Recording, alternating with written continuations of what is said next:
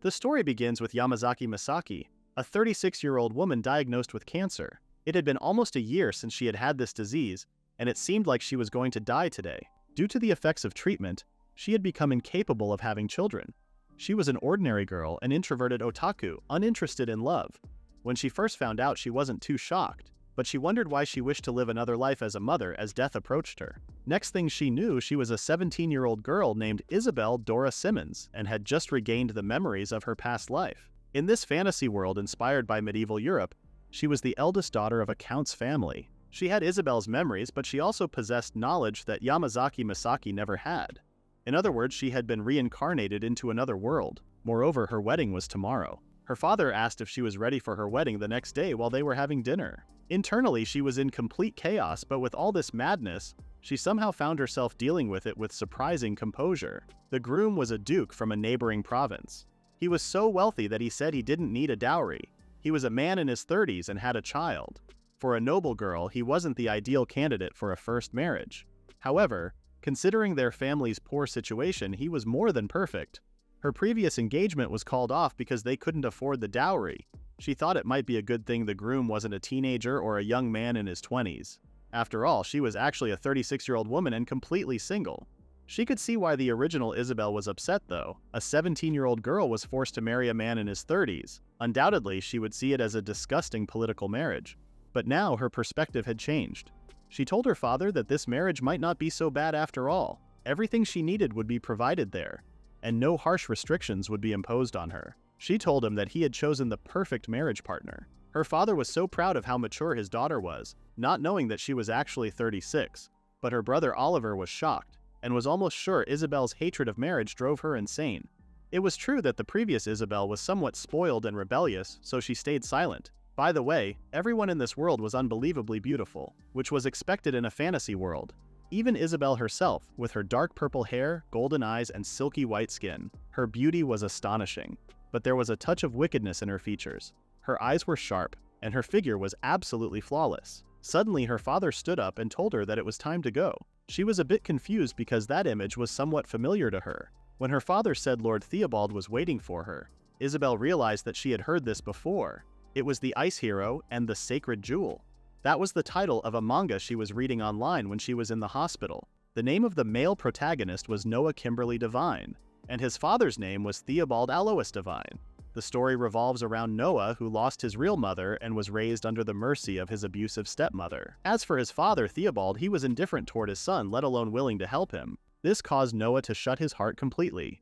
When Noah turned 16, a war broke out with a neighboring country. Due to Theobald's illness, Noah was forced to fight in his father's stead. And there on the battlefield, he meets a woman named Florence. Through his interactions with her, his closed heart begins to open little by little. But the story wasn't without hardships, as Noah and Florence face many dangerous challenges. The issue, however, lies in the final chapter. The Crown Prince makes a deal with a demon, allies himself with the stepmother, and they conspire to bring Noah down and eliminate him. Of course, Noah and Florence ultimately triumph and the story ends happily for the two protagonists. But here's the real problem. The evil stepmother, the one defeated by the hero and who was killed by him, was Isabel. And of course, she wasn't foolish enough to mistreat a child knowing the fate that awaited her. The idea of harming children was absolutely unthinkable to her, but she was worried that some force would compel events to follow the course of the story, because that was common in reincarnation tales set in fantasy worlds. If she couldn't change her fate, no matter how hard she tried, the best option for her was to escape with her precious belongings while Noah was busy with the war. And now she was getting married to Duke Theobald. In the original story, he was described as someone who hated women, and it seemed that description was entirely accurate. He wasn't even looking at her while getting married. She realized that they had never had a proper conversation, let alone met face to face. She wondered why this man got married in the first place, but she was too scared to ask him that. After the wedding ceremony, when they went to the Duke's house, Duke Theobald immediately went to his room without saying a word to his family. The butler apologized and tried to explain that the Duke was very busy. His name was Walt, and he said he was going to introduce her on his behalf. With all the maids and butlers in the house, Walt introduced Isabel as the wife of Lord Theobald. He stated that she was going to be living here starting today. Meanwhile, Isabel was thinking about the Duke. He already had an heir, and his hatred of women meant she wouldn't be forced to perform any nightly marital duties. She remembers clearly that Theobald wasn't one of the characters who directly caused Isabel's death in the story, so what she must do was clear. She told everyone that from today onwards, she was going to manage this estate as its lady, and introduced herself as Isabel Dora Divine. She began introducing herself confidently but with a touch of elegance and poise. It seemed the servants were well trained. None of them appeared surprised or uneasy. However, based on the Duke's actions earlier, it was clear that she was being treated with indifference. She was certain that if she showed any weakness, she would be underestimated. While she was thinking about the next step appeared. The greatest challenge had arrived. Noah Kimberly Divine, the main character of the manga and the most important person responsible for Isabel's death. Her whole face and attitude changed the moment she saw Noah because he looked like an angel. They were still more than 10 years before the start of the manga's story, so he was just a little boy. She couldn't believe Isabel in the manga was mistreating such a small angelic child. Even if he wasn't her own, that was unthinkable. But this was not the time to get distracted by his cuteness. She needed to get closer to him and build a connection. Walt asked the maid what she was doing and told her to hurry and take Noah to his room. Isabel told him to wait and asked if this wasn't Lord Theobald's son. She started to follow them, saying she should greet him because he would be her son from now on. Walt seemed worried, so she told him that she grew up in a poor family and took care of her younger siblings, so she was used to dealing with children. But in reality, her experience with children only came from her previous job at model home exhibitions. She caught up to them and introduced herself to him. She asked how old he was, but Noah wasn't answering. Camille explained to Isabel that Noah was 3 years old and he still cannot speak. Isabel was shocked, but the maid didn't even know that 3-year-old kids should be talking. Isabel noticed that she was very young, so she asked if she was his nanny. She responded that she recently became an attendant for Noah. The nanny passed away last month in a carriage accident. Isabel gave her condolences and asked Walt if they were looking for a new nanny because he could not be left without one. Walt said they were, but the Lord was very busy, so the selection process hadn't moved forward yet. Isabel realized that it was exactly as described in the manga. She told Walt that she would be living here for the rest of her life, so there was no need for pretense. She said the Lord was uninterested in Noah, and Walt confirmed her. The servants were not permitted to hire a nanny without the Lord's approval. And since a new nanny hadn't been appointed, she figured that it was because of Lord. They had to make do with an attendant as a substitute. But children usually start talking around the age of 2. She didn't think a 1-month absence of a nanny could explain why he couldn't speak yet. She asked Walt how the previous nanny cared for Noah. He said that she fulfilled her duties as a nanny, but she did her utmost to keep him inside his room. Hearing the child's voice might anger the Lord and put him in a foul mood. As a result, it naturally reduced Noah's interactions with others. Perhaps even the nanny herself avoided speaking to him much to prevent him from raising his voice. In other words, what deprived him of speech was isolation. Without communication, children didn't learn to talk, and this was no different from neglect. Still, it seemed the servants cared for him adequately to meet his basic needs. They were competent, but they were likely in a difficult position. In the end, she may be the only one in this household with full authority to intervene. As the lady of the manor, she felt like she must take responsibility. Even if she was just a nominal wife, here to uphold the family's image, the Lord might not approve of her taking action on her own without his permission. Isabel kneeled and hugged Noah very tightly because if adults don't protect children, who would? In the next scene, Isabel prepared a paper theater for Noah. At first, she thought it would be best to read him a picture book, so she started looking for one. But there wasn't a single picture book in the world, so she decided to make one using the skills she honed from her work on indie art projects. And so she created this paper theater. Unfortunately, she couldn't finish the binding process. Noah's reaction to the paper was perfectly normal. In a world without picture books or paper theater, this was to be expected. But she wasn't giving up here. She had to win Noah's heart no matter what because any chance of losing his affection meant the end of her life. She said they were going on a fun adventure together and started reading the book. Writing a story from scratch was extremely difficult for an amateur, so she borrowed a few ideas from a famous manga in her previous life. And since this world revolves around magic and swords, she made it a story about dragons, magic, and even jewels, something even children could enjoy. The story follows the adventure of a brave boy who meets a girl who joins his journey and encounters thieves and animals along the way. But Noah was only 3 years old, so she wondered if he could understand what she was reading.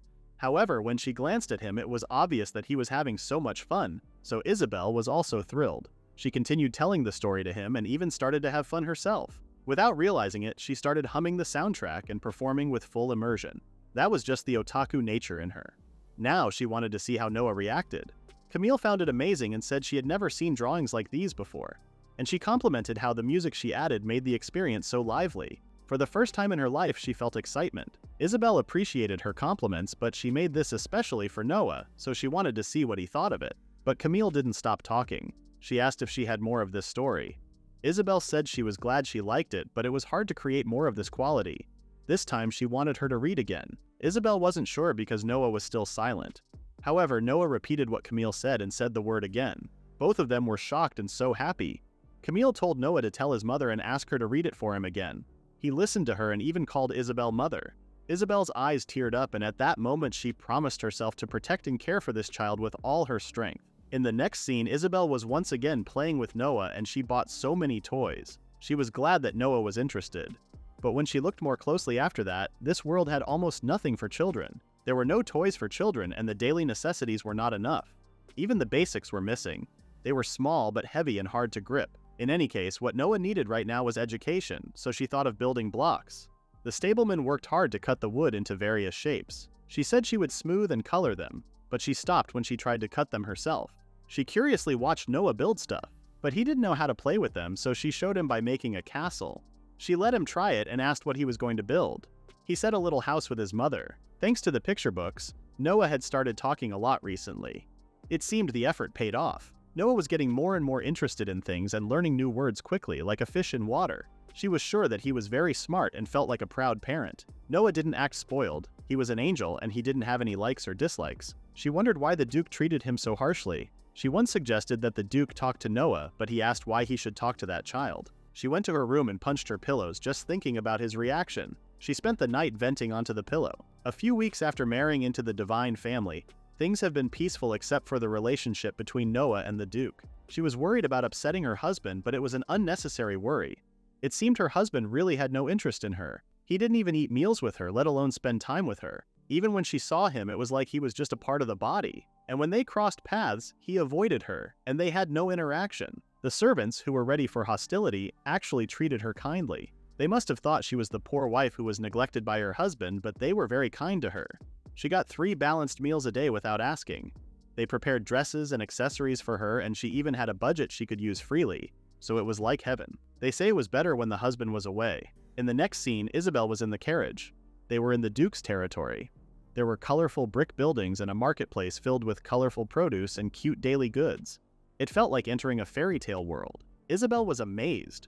The maid informed Isabel that they had already passed both the dress and accessory shops. She told the maid that today's goal was to go to a construction shop. Surprised, the maid thought she was going to build a villa. She said there was something she wanted to make there. They arrived and Isabel was so excited that she couldn't even wait for the maid to help her get out of the carriage, but the moment she opened the door, there were so many people waiting for her. They welcomed her and complimented how beautiful and young she was. They were telling her that they were able to live peacefully thanks to the Duke and wanted her to thank the Duke for them.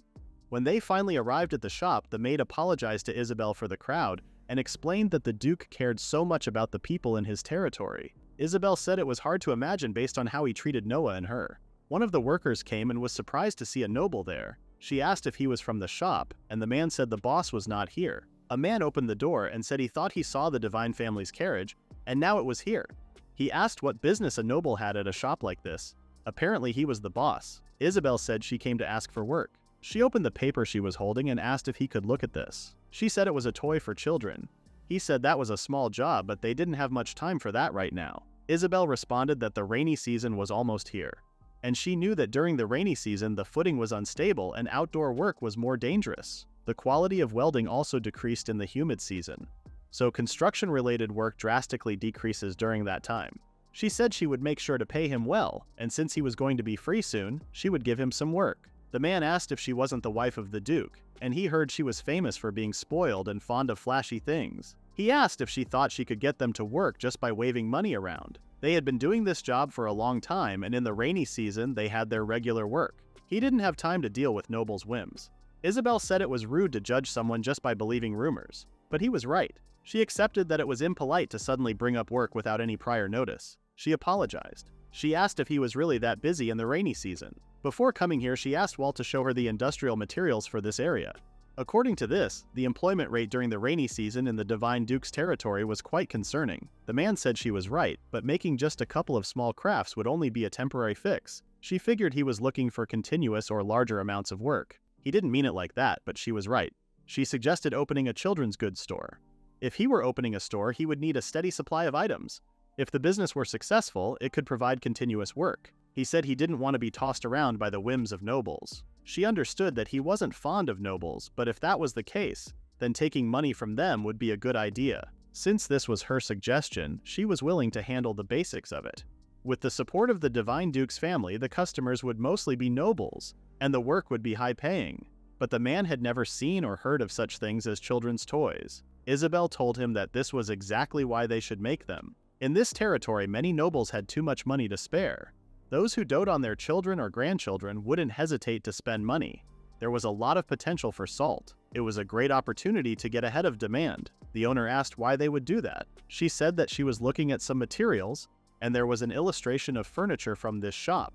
The carpenters during the rainy season make furniture and earn their living with small jobs. That's what the article said.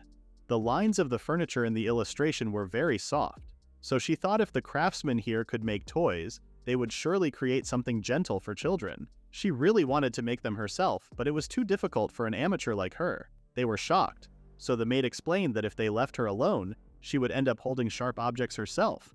The owner wasn't even sure if she was a noble now. The attendant said she comes from the Simmons family, the Count's house. The poverty in the neighboring Simmons territory was so well known that even the common folk talked about it. They didn't have any standout industries. The land is barren and not suitable for farming. The Simmons family, like the Lord, relies on taxes and revenue from the people.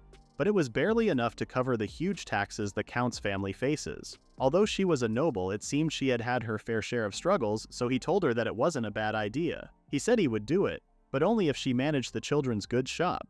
Back at home, she told Camille what happened, and she said it was a great idea. She was sure that picture books and building blocks would be a hit, but Isabel wondered if she could open a store without her husband's approval.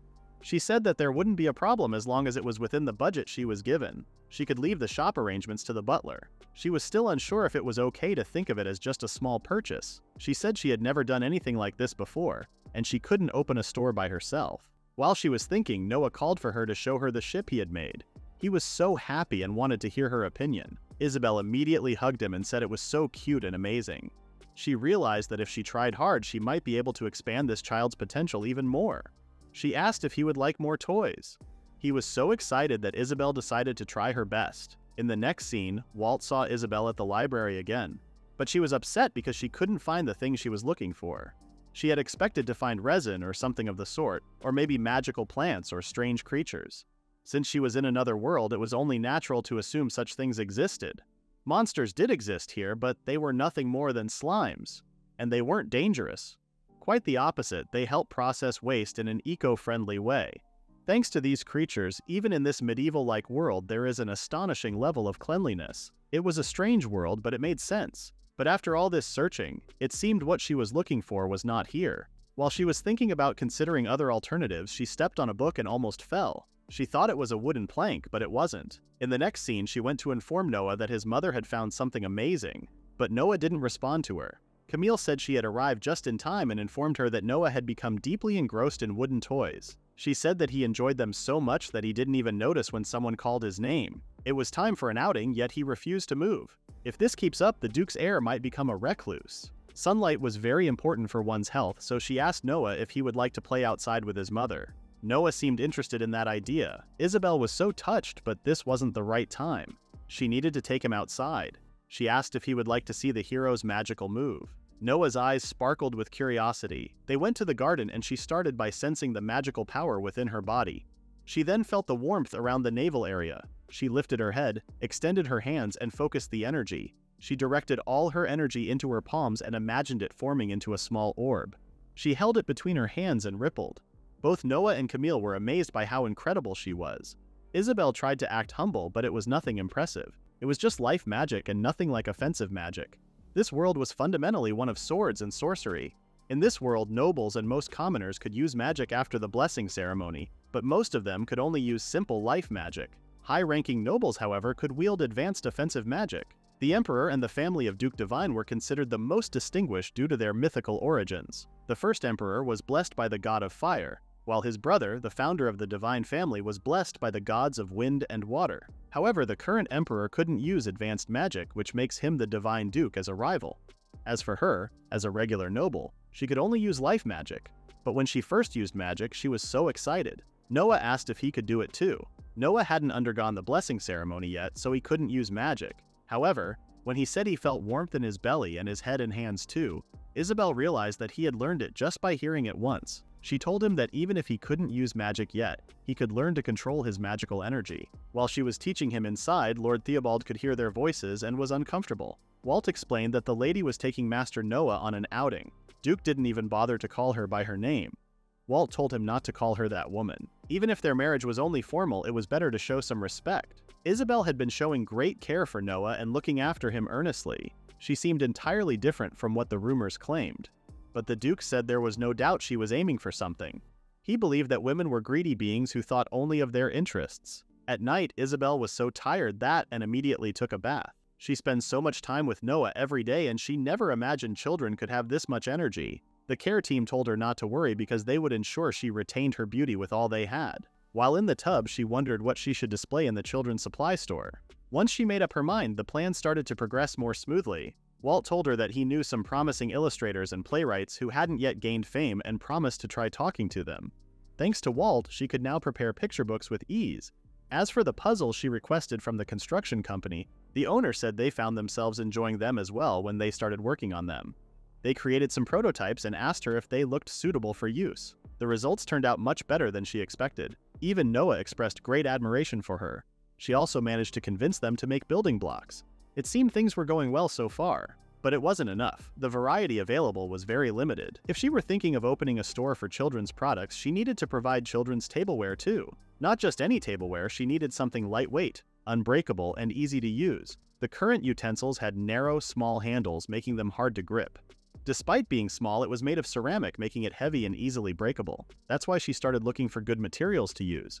And she recently found an intriguing piece of information in the library. It was about a dangerous plant that grows abundantly in the Simmons region.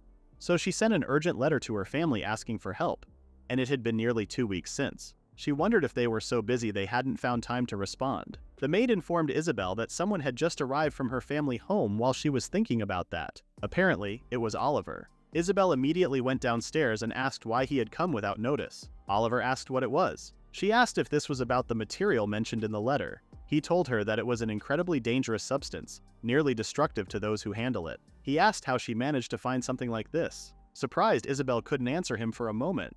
Lord Theobald came and greeted Oliver while ignoring Isabel. He told Oliver to take his time to rest. Isabel was at least happy that he could express himself with such courtesy. After calming down, Oliver apologized for losing his temper earlier. As for the material she mentioned in her letter, he said the experiment was a great success. He took out a box and told her to look at it. It looked like white porcelain. When she touched it, it was sturdy and, more importantly, it was very light. Oliver confirmed to her that it was made from the sap of the Bavro tree. The Bavro tree grew naturally in the lands of Simon. It was a tree that produces a tremendous amount of sap, making it unsuitable for construction. In addition, it tasted bad, was inedible, and had no medicinal benefits. In other words, a tree is completely useless to humans. However, it grows incredibly fast and multiplies like bamboo, causing a great nuisance to the residents there. He brought the sap of the Bavro tree because he thought it would be best for her to see it herself. In the library, Isabel found a tablet inscribed with strange handwriting that read as follows: "The sap of the Bavro tree, when cooled to a temperature close to freezing, becomes an intriguing material. It becomes solid, white, lightweight, and not easily breakable." When Isabel touched it, she was amazed. It slipped from her hand but didn't break at all. It was perfect for Isabel. With this, they could safely make children's tableware. Oliver told her that this was absolutely ideal. In the lands of Simon, they conducted every possible experiment. Not only did it resist impacts, but it also resisted pressure, tension, and thermal shocks. Even over time, it showed no signs of deterioration. It was truly a perfect new material. Isabel said this was wonderful because now they could develop a major industry in their lands, and everyone would want to obtain this material. Oliver responded that this was the problem. If the state discovers it, it will attempt to seize the technology. They would grant them a noble title as a front, then force them to relinquish their lands and resources. And as a small, weak noble family, they didn't have the strength to resist. Even if it were only the state, the situation might be slightly better. But if other countries or extremist groups set their sights on them, death might become the kinder option. She asked if they should hide this material and sell it secretly. To ensure no information leaks, they would manufacture the products using only the people of Simons. Oliver wasn't sure if the products from an unknown source would even sell. And even if they did, discovering their performance would inevitably reveal it was new material sooner or later. The maid asked if she could intervene for a moment. She said that the current Simon's family didn't have enough staff to take on additional work. They knew they couldn't even afford to hire a gardener or a cook, so they were forced to take on multiple tasks themselves. Moreover, the Simon's family didn't have the financial capacity to hire more people. They were in a tight spot for sure. She suggested consulting Duke Divine. If it were Duke Divine, the Emperor wouldn't be able to intervene so easily. Oliver found this option viable. Currently, the country is divided into 3 factions: the Emperor's faction, Duke Divine's faction, and the neutral faction. The stronger faction was Duke Divine's. Surely it would serve as a deterrent against the Emperor, who controls the military affairs of the Empire. Isabel immediately told him that this was impossible. But she couldn't tell him the reason, because if her father found out they were merely a symbolic couple, he might be devastated. At the very least, she decided to change the subject. But there was no need for her to do that because Noah came. Camille apologized and tried to get Noah out of the room, but it was perfect timing, so Isabel told her that it was fine. Noah approached Oliver and greeted him. He stumbled over his words. He was trying to greet politely, but he faltered, and it was incredibly endearing. She hugged him again to compliment him on how good he had done. Oliver was shocked because she looked like an ordinary mother. He said that when he received this message, he thought something was up. He then asked where she got information about the Baffro tree. She said it was written on that wooden plaque in the library and gave it to Oliver to take a look at it. It seemed to be over 100 years old. The butler said it might have been written by an old gardener, but no one knew more than that. Since it was made by commoners, it was written on wood instead of paper. But those illustrations were so detailed they deserved to be preserved. However, the handwriting was extremely difficult to read, so he asked how she managed to read it. She said it was for Noah. Oliver once again expressed his surprise about how she was handling things quite well. He thought she would definitely come back. His older sister seemed more lively now than before, and he was so happy. He said he was a bit concerned about the Duke. It was known that the Duke's marriage was delayed for a noble. Moreover, his previous wife gave birth to a son shortly after their marriage, and then she passed away not long after. Because of that, some negative rumors spread. Isabel said she didn't know that. Oliver reminded her of the time he told her to learn more about customs. It seemed the original Isabel wasn't interested in such matters. Oliver asked if she knew that the Duke's previous marriage was ordered by the Emperor. That was only natural, of course. The Divine family was of great importance to their nation. If there were no heir, the family could be at risk. So the Emperor's intervention was inevitable.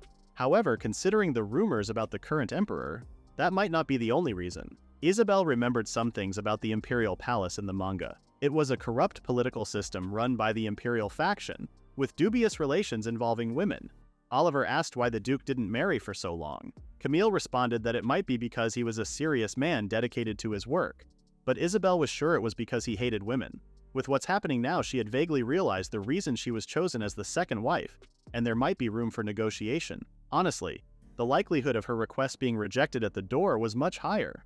She didn't think the people in the town complimented the Duke by force. It seemed the Duke was not entirely a tyrant. She stood up and said she was going to talk to the Duke and seek his advice. Walt informed the Duke about this matter, but he said he was busy and told him to give her whatever was appropriate. He asked if she had already exhausted her budget, and confirmed in his head that she was exactly as they said about her.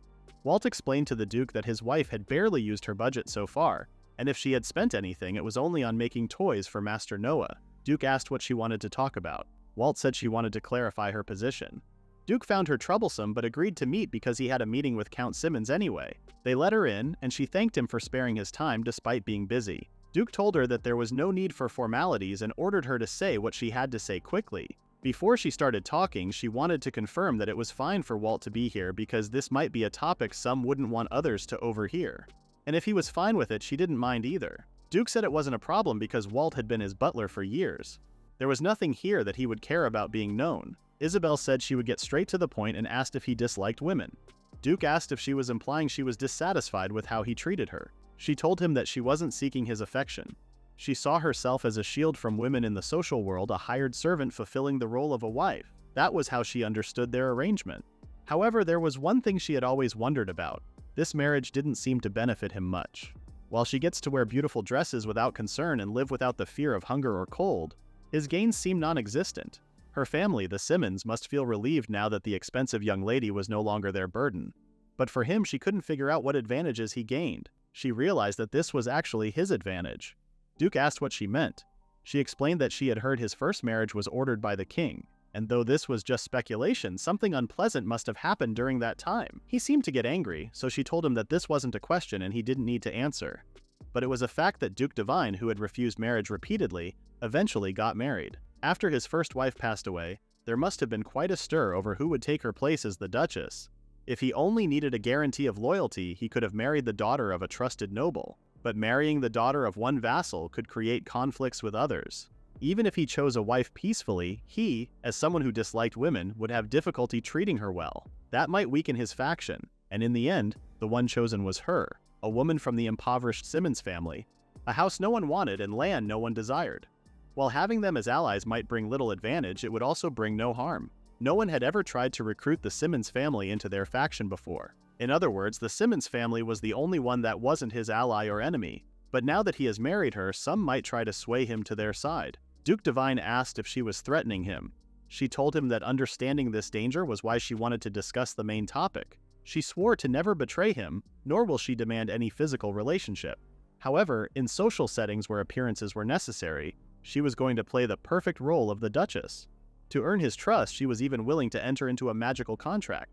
Both Walt and the Duke Divine were shocked. Walt asked if she was serious, because a magical contract meant absolute obedience. Breaking it results in instant death. She stated that she was serious because she wanted him to understand how earnest she was. Duke asked what her demand was. She asked him to protect the Simmons family and their land.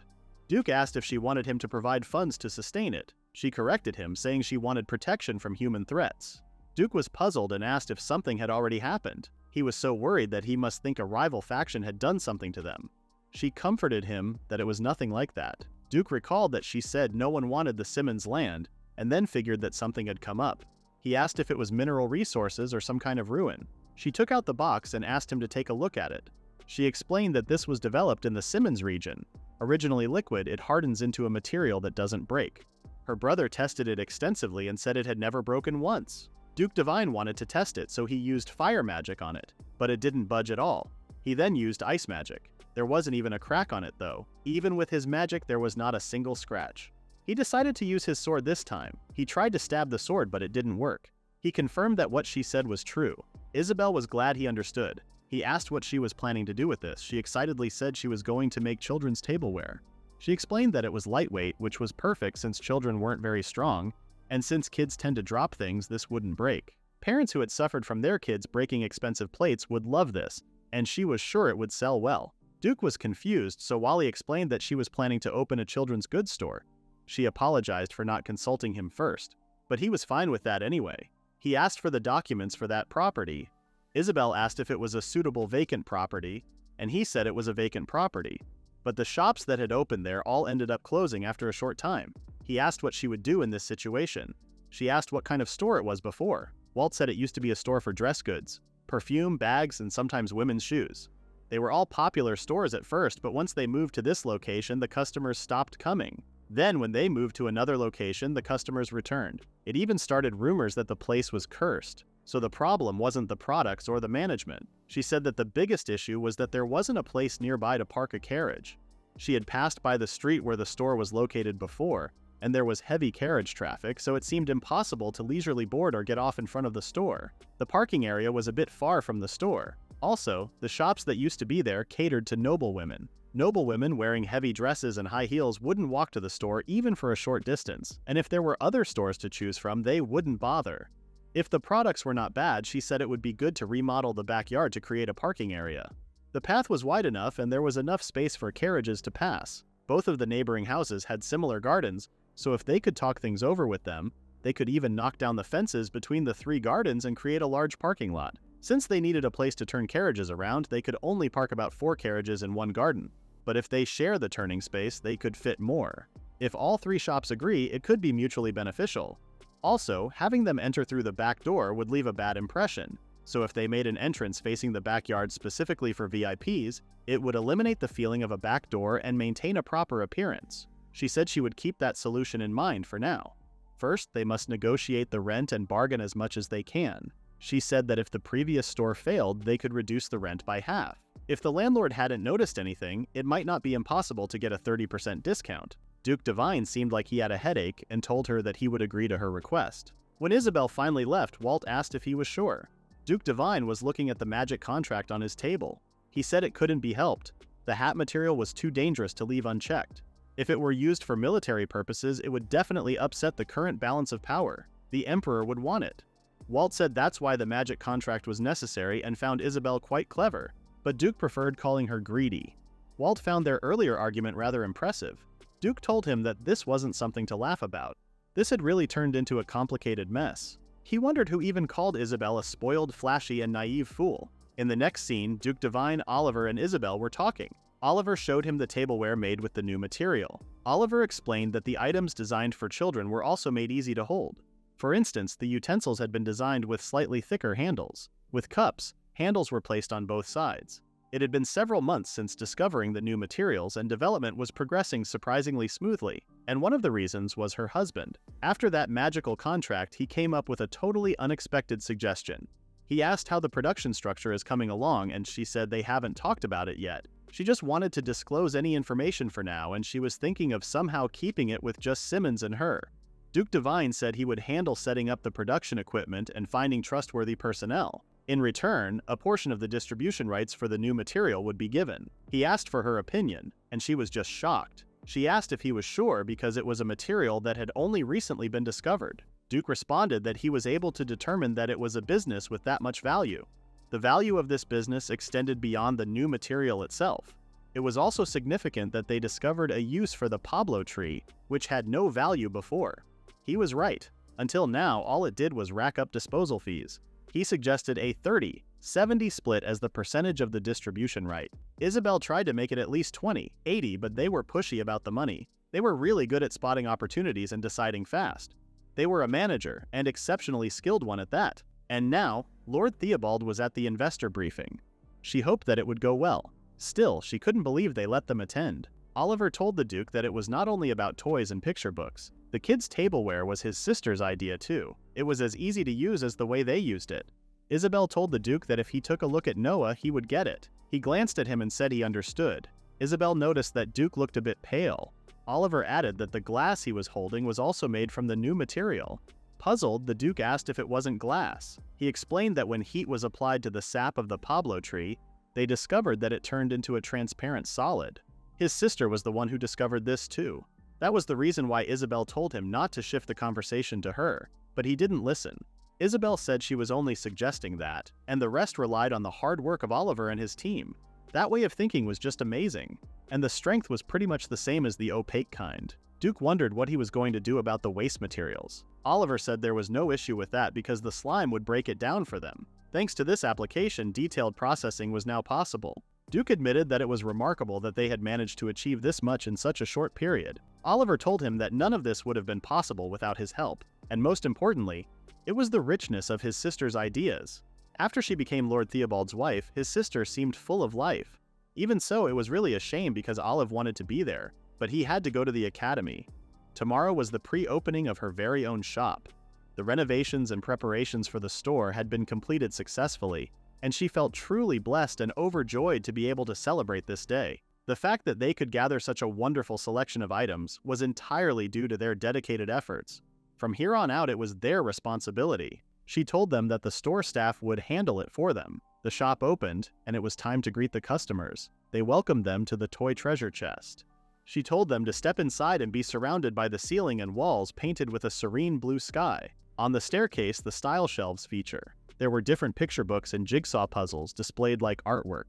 3D puzzles and building blocks were neatly stored in boxes and were nicely displayed on the shelves. The customers and their kids were all amazed by the place. The response satisfied Isabel. They started asking how they could use the toys and had so many questions. The workers told everyone to feel free to try it out for themselves over there. The first step was always the hardest, but Isabel believed that she had got everything under control. Now it was Noah's time to shine.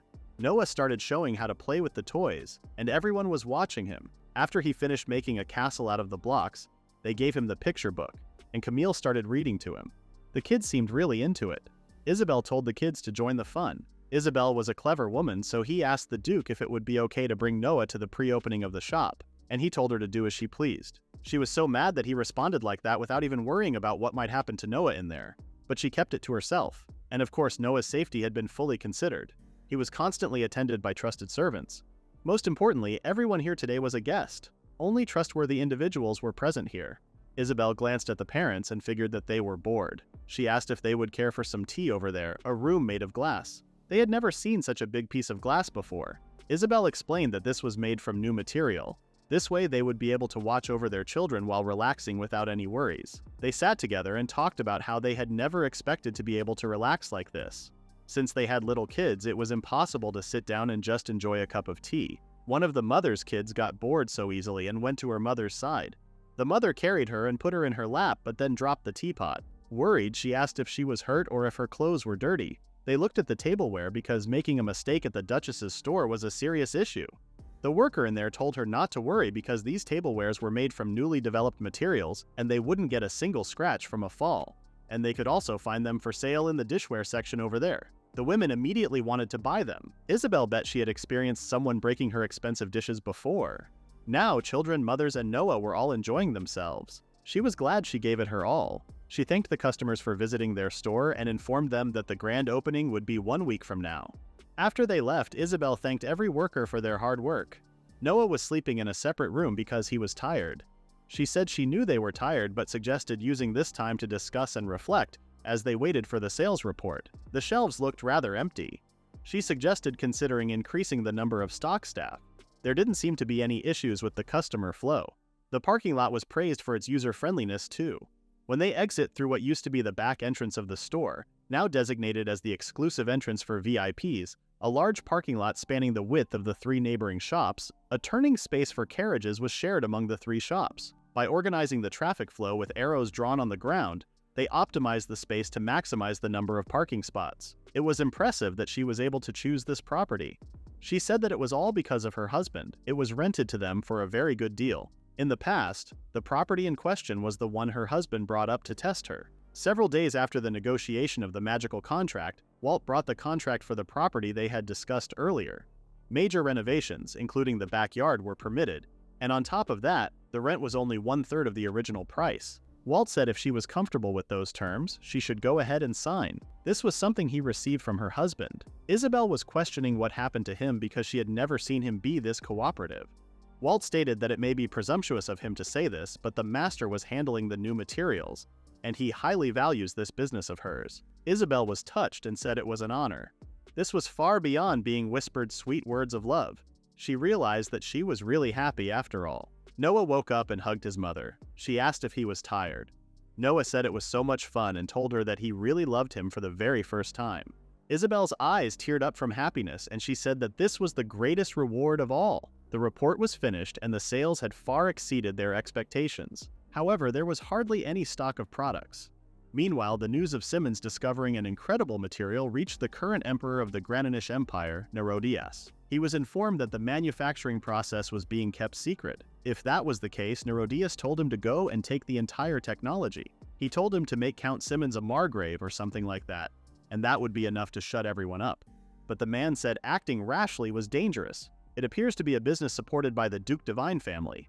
Nerodias was furious the moment he heard Divine family. The man told him not to rush and to stay calm.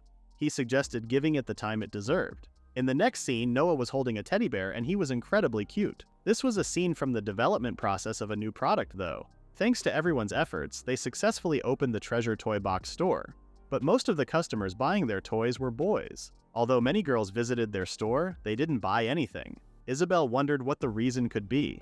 They had puzzles and picture books, and they had added cute products that appeal to girls. But to truly capture the interest of girls, they needed something that expresses beauty and cuteness on a deeper, more captivating level. She was so focused on making Noah happy that she overlooked this important aspect. Now she remembered that the first person to feel bored in the store was a girl. The store's current state was good from a business perspective, but if possible, she wanted the girls to enjoy it too. They started thinking about a way to entertain them, and Camille said aristocratic girls enjoy dressing up and taking care of their appearance. They could offer something related to clothes or accessories. But Isabel said they would end up competing with clothing and jewelry stores. She had an idea. They could make a toy that allows girls to enjoy dressing a doll up according to their tastes, with a wide variety of colors. They would manufacture the dolls in an orphanage as part of a project to support them, while the doll clothes would be produced in collaboration with local stores. This way, they wouldn't directly compete with other businesses, and in the long run, they could introduce a luxury brand, dresses in collaboration with clothing stores, accessories in collaboration with jewelry stores, and they may rise to the level of luxury brands. And if their picture books gain popularity, they could design costumes inspired by the book characters for role-playing. The possibilities for expanding this product were endless. While she was excited about this plan, Eve came and greeted her. He brought the additional shipment. She thanked him and said their stock was already starting to run out. She stated that they were deeply grateful for his support and collaboration, even though the agreement was initially limited to the rainy season only. But Eve said it was they who should thank her because she had provided an opportunity for those who, despite their skills, couldn't work on site due to injuries or disabilities. Now they had a place to contribute. Arnold the painter came and said the illustrators were grateful to her as well. He then showed her some of the new designs. They were absolutely stunning. Arnold told her to just imagine a single sheet like this was once something that common people like him couldn't easily obtain due to its exorbitant cost. Even if he managed to buy art supplies, they were often secondhand and worn out, barely usable. And without a patron, it was almost impossible for commoners to make a living from painting. But Isabel not only provided them with financial support, but also gave them the art supplies they needed. In addition to offering a work opportunity, it guaranteed him a stable income and allowed him to earn his living through painting. He said he could never thank her enough and said he felt like a dream come true. But it was clear that he hadn't slept in 3 days, so Isabel told him to just go to sleep. He gave her the picture book he was currently working on. It was a story inspired by her tale, the journey to become the Pirate King. But this one was about someone becoming the king of bandits. It was turning into a romantic story, but it was enjoyable. Just like with cooking, even if the ingredients were the same, the dish turned out completely different depending on who prepared it. She said that she should be the one thanking all of them, because the success of this store wouldn't have been possible without all their efforts. Eve and Arnold were encouraged. Eve said listening to her idea was the best decision he ever made. He was looking forward to working with her in the future as well. Isabel was shocked, because her only goal was to make Noah happy. Back at home, Noah was sleeping, so Isabel could head back to her room and think about the new product. Launching a new product was a great idea, but she was thinking about offering limited edition items to make it more appealing. She saw a piano in one of the rooms and played with it for a while. It seemed the piano was perfectly tuned. When she was little, her mother used to teach her how to play the piano a lot. They couldn't afford to hire a piano teacher, but after her passing, the piano went out of tune and she couldn't play anymore. They couldn't afford to hire a tuner either. She wondered if she could play a little because there was no one here. But she didn't notice Walt standing behind the door. She started playing the piano and singing. She sang a song full of excitement and miracles, a tale of love and endless dreams, a story about companions uniting to defeat their enemies, soaring freely and joyfully through the skies. That song told them this world was like one big treasure island, a song that ignites passion and fills them with excitement. That song was from the legendary anime, the opening that everyone loved. When she finished, Walt commented that this was a song with a style he had never heard before. He asked if she composed it. She was so embarrassed and apologized for playing the piano without permission. Walt told her that everything in this manner was completely at her disposal, so she didn't need to apologize. She wondered why such a magnificent piano was placed in a small room like this. A piano this luxurious should be in the salon where musicians could be invited to perform. Walt explained that this piano was brought to this house with the master's former wife when she came as a bride. Now he tunes it every now and then as a hobby and no one else touches it. This piano was a keepsake from Noah's real mother. She realized that this was one of those moments where the story shifts back to its original course. The evil stepmother is accused of playing with the keepsake of Noah's mother, considered an insult to her memory which leads to a bad ending. She started sweating in panic. She completely forgot her main goal because of Noah's innocence and sweetness. The main goal was to avoid death. Panicked, she asked if he had a soft cloth. Walt asked what had happened all of a sudden. She said that this piano was a keepsake from Noah's real mother, and if Noah finds out she played it without permission, she didn't know how he would think. Walt told her that he would be happy. Noah loved her very much. For you to play the keepsake of his real mother and bring him joyful, beautiful moments would surely make him happy. Isabel calmed down and said this would make her very happy too. She wished to be his real mother and truly felt like a family. Noah was an amazing child, but for that reason she couldn't stop wondering why Isabel hated him so much in the original story. And why does the Lord avoid him so much? At the very least, the Lord didn't seem like a completely useless person. As she was thinking about that, she started seeing scenes of her screaming at the Lord, asking why he didn't do anything. As far as she knew, there weren't many scenes in the original story that showed the relationship between Isabel and Theobald. The butler came and he seemed in a hurry. He said that the Lord had arrived and he was requesting her presence immediately. When she went to his room, the Duke said things had gotten more complicated. They had received an invitation to attend a party at the Imperial Palace, and the invitation came directly from the Emperor himself. In the next scene, Noah was looking for his mother. However, his mother was currently at a banquet inside the imperial palace. The invitation came directly from the emperor, and since it was unexpected, they had to prepare a dress in a hurry. But there was no doubt that she looked like a villain in every sense of the word. She endured her husband's pressure all the way, and it took them days to reach the imperial capital. And here they were, at last. And just like that, without planning, this banquet turned into her introduction to society. She could hear people whispering rumors about her, how she was demanding and loved extravagance. She remembered hearing those words before, during her debutante ball, but she didn't even know how the original Isabel behaved exactly. All she could remember was that she was a bit spoiled. A man came and said he heard she started a unique business.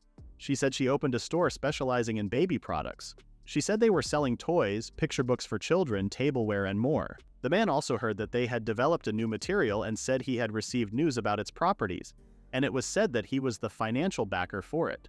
Isabel was completely ignored, but all she had to do was smile and do nothing more. And she was almost sure her husband wouldn't act recklessly. A woman came and complimented her dress. She said she chose it because its color matched Noah's eyes. The woman said it also matched Lord Theobald's eye color and assumed their bond was strong. Now that she mentioned him, she couldn't stop thinking about Noah. An entire week had passed without seeing him, and this was a disaster for her. She wondered if Noah felt lonely, but there was no time for daydreaming now. She still had things to take care of.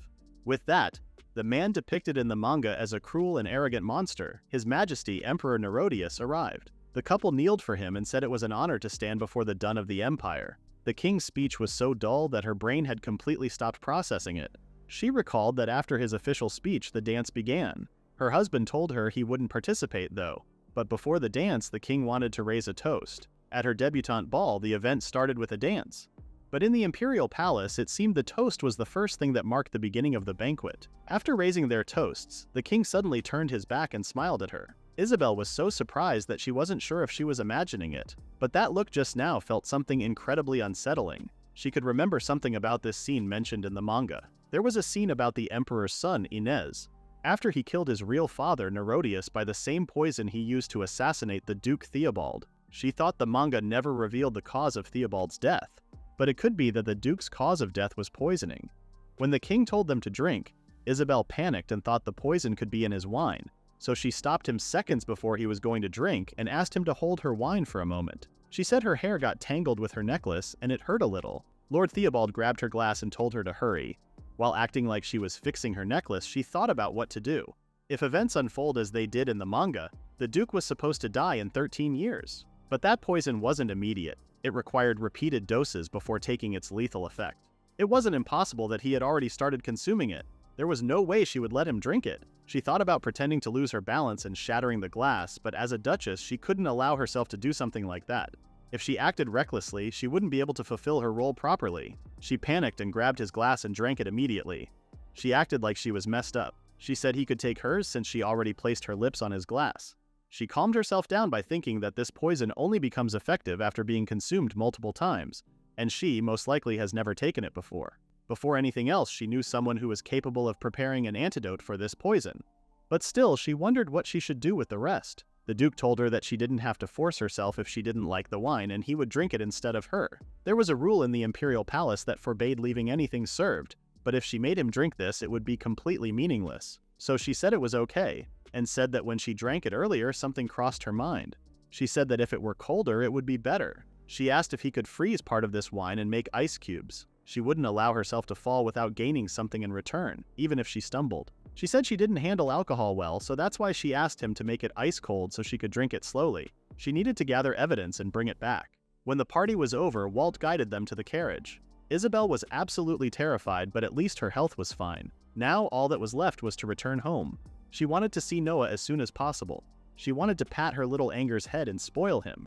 Suddenly, Isabel started to feel nauseous. Her head was spinning and she couldn't stand up. She showed the ice cubes inside her napkin and said there was poison inside right before she fainted. In the next scene, Noah was getting presents, flowers, and candies. He was shocked and so happy. He said he would play with them with her mother. Everyone was upset because his mother was ill. Isabel's body felt heavy and she felt nauseous. That poison was supposed to only take effect after several doses. In the manga, the toxins were supposed to be cured by the saint, and she was supposed to survive until the saint appeared. But now she was considering the possibility of the properties of the poison being changed. It might be a deadly poison from the very first dose. She didn't want to die yet, and she was still thinking about Noah. When she opened her eyes, she heard the Duke's voice asking if she was awake. Duke told Walt to get the doctor. Isabel asked why he was here. He asked if she remembered how she collapsed on the way back from the banquet.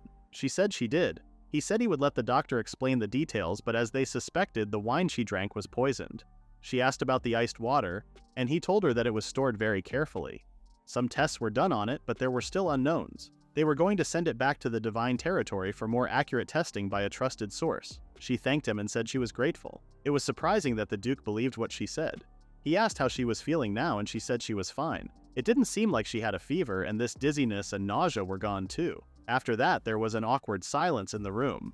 She wondered why he was here. Duke asked how she knew the wine was poisoned. She read it in the manga, but obviously she couldn't say that. She said she felt like she heard laughter, and when she looked around instinctively, she saw the Emperor looking at her with a suspicious smile. Though, as the Duke thought, it was him. She said she wasn't sure if it was poison, but if she waited until something happened, it would be too late. Duke asked why she drank it. She was so scared, he said that she would have died. Isabel saw some worry in his face and was surprised. He asked why she went to such lengths. She said that it was for Simmons and everyone, and above all, it was for Noah. She said she could not let him die because he was the only hope they all had, even though it sounded weak. Isabel then thought of something and asked if it was her who tried to kill him. She said that she was also included in his protection through the magic contract. So if she died, she would have violated the contract, but since she drank the poison herself, this could mean she escaped that fate. He told her that they would talk about this later. A few days later, the Lord didn't allow her to leave the house until her health improved. She was late leaving the palace. It had been 3 weeks since she left Divine Territory and was away from Noah. The distance from the capital to Divine Territory was about 5 days. The harsh shaking of the carriage, the hard seats, and the Lord's constant pressure were making it a lot harder for her. But finally today she was going to see Noah. Even so, the Lord could have returned before her, but he insisted on staying. She figured he was a loyal man. Finally, after 5 days, they arrived at Divine Manor. Walt said it was a long journey and suggested she rest, but she said she needed to take her Noah dose as soon as possible. When they entered the palace, everyone was waiting for them. She apologized for taking longer than expected. Noah appeared among them, running towards her with teary eyes and calling for her. She hugged him and apologized for taking so long to return. Noah welcomed her and started crying his eyes out while screaming the word "Mama." While Noah was crying and screaming, Isabel panicked because she could feel the Lord staring at them intensely. She asked Camilla what had happened, and she said he had been like this for several days now. Once he started crying, he didn't stop until exhaustion took over, and he fell asleep. And sometimes she couldn't even carry him. She asked if this was the first time this had happened, and they said yes. That's why they also didn't know how to solve it. While patting his head, Isabel asked calmly what was wrong. Walt noticed Noah's face and stated that he might be afraid that Isabel would never come back. That was actually very possible. This was the longest she had been away from him, and on top of that, she was delayed a long time because of the poison. While sobbing, Noah apologized. He seems to try calming down but fails and continues crying his eyes out. Isabel realized that this might be the first time Noah had ever held like that, and maybe even the smile people saw wasn't real. So all this time he was enduring this. Because everyone laughed and praised him, he never asked for anything and just kept smiling. This crying little boy who was apologizing to her for crying wanted to be loved all this time. Isabel hugged him and told him that there was nothing he needed to apologize for. What he wanted, what he wished for. And even if there was something he didn't like, he could say he didn't like it. He could say anything and no one would hate him for it. She told him that he was the most precious thing she had and she loved him more than anything. She apologized for being late and coming back. She told him that she would never disappear and leave him, this sweet, smart child that she loved so much. She promised never to be apart from him again, as long as he didn't say he didn't want her with her. Among all of this, the Duke was watching them in shock. As soon as Noah stopped crying, he fell asleep. He would definitely sleep through the morning. Duke told her that her health was still in a critical state and ordered her to go to rest early. Isabel couldn't help but notice that Duke waited all this time just to say that and came all the way to Noah's door. For this man, this was a huge step forward. But she wasn't naive enough to be affected by something like that. She told him to forgive her for what she was about to say. She said that regarding her work, the way he had treated the Simmons family, and more than anything, the way that people see and value him, through all of that, she had come to her own conclusion. She wasn't just some shallow person who inherited a noble title from his parents, and he wasn't someone who was clueless about other people's feelings. That's why regarding Noah too, she was sure there were certain circumstances. It was true that she didn't know those circumstances and she wasn't even interested in them. But to a small child, a parent meant everything in the world. So she begged him to think again about what it means to be a father. That night, Lord Theobald couldn't sleep because of his headache. Walt told him that she said what she needed to be told. The Duke said it was okay and he understood it. She was right, and he understood that very well. The next day, the moment Isabel woke up, she immediately remembered the terrible things she had done. She, who knew nothing about her husband's circumstances, clearly went too far with her words. Those were harsh words, used to silence the other person without discussion. She lost her temper and said it without thinking. She was scared that she might make him angry and they would end up getting divorced. A new maid appeared, asking if she was awake. Isabel asked who she was, and she said she was Miranda, and that she would be her personal maid starting today. She was glad to hear that and asked her to take care of her. She tried to convince herself that if he assigned her a personal maid, that could mean he didn't intend to divorce her. Today she was planning to play with Noah to make it up to him for all the loneliness he felt. Miranda informed Isabel that the Lord said he wishes to visit her room for a while and he didn't mind if it was during Noah's nap. She said she understood it and went to see Noah. Noah was eating delicious food and seemed like he was in a good mood. She asked what they should do after the meal and he wanted to read stories. He then informed her that Eve gave her a new toy. It had flowers too. She asked him to show her everything. Isabel hoped that this happiness would never end. In the next scene, Isabel went to the Duke's room, and the doctor said he was going to explain the poison in the wine based on what they knew so far. First of all, this poison had no immediate effect and its toxicity was extremely weak. However, this poison appeared to accumulate in the body. If consumed several times, there was no doubt it would lead to death. Even if it was just a single dose, there was still a risk that it would gradually seep into the body. That said, if the person were perfectly healthy, they might not be affected severely for about 10 years or so. But that was what made it so hard to detect, and that was the danger of this poison. Fortunately, the lady noticed it, and they were truly grateful for that, and it seemed the Lord also consumed it once. Isabel confirmed that the reason the Duke died was the poison, and the story would have followed the original manga, ending with Noah going to war. The doctor said there was no antidote for this poison. Even holy water had very little effect. It wasn't entirely useless, but it couldn't fully cleanse the poison. Isabel thought it was still okay because the poison plot hadn't changed from the manga, which means the Saintess was still capable of purifying it. And that Saintess was only a year or two younger than Noah. In other words, she must have already been born. But right now, she is still just about 1 or 2 years old. So she couldn't use the powers of the Saintess. She didn't think this far ahead, she realized. Duke told the doctor to hurry up and develop the antidote. The doctor told him that at present, developing an antidote seems extremely difficult. The Duke was furious now. He clenched his fist and told the doctor that she had collapsed in the banquet hall and the poison was still inside her body. Isabel wondered if his anger was because of the magic contract. She wondered if her death would count as a breach of contract on his part. The doctor said he would explain that as well. As for the symptoms the lady experienced after the banquet, they didn't appear to be the direct effect of the poison, but rather side effects. It might be because Isabel's body is sensitive to the effects of medication. Now that she thought about it, in her previous life during cancer treatment, she was the type of person who experienced side effects quickly. She couldn't believe that the treat really carried over into her new life too. Since the symptoms had subsided, she was fine for now, but the Duke told him to always carry holy water with her just in case. He then asked the doctor what he meant by the difficulty in developing the antidote. The doctor responded that the poison contained many unknown components. In other words, it seemed to be a new kind of poison. It was plant-based, but they couldn't identify the plant it was made from. She remembered that in the manga, Aeneas said something similar. The name of the poison was black butterfly nectar. It was extracted from the roots of a flower called the black butterfly flower, which grew in the imperial palace garden, a garden only nobles could enter. She accidentally said the flower's name out loud and they heard her. The doctor had never heard of a plant with that name before.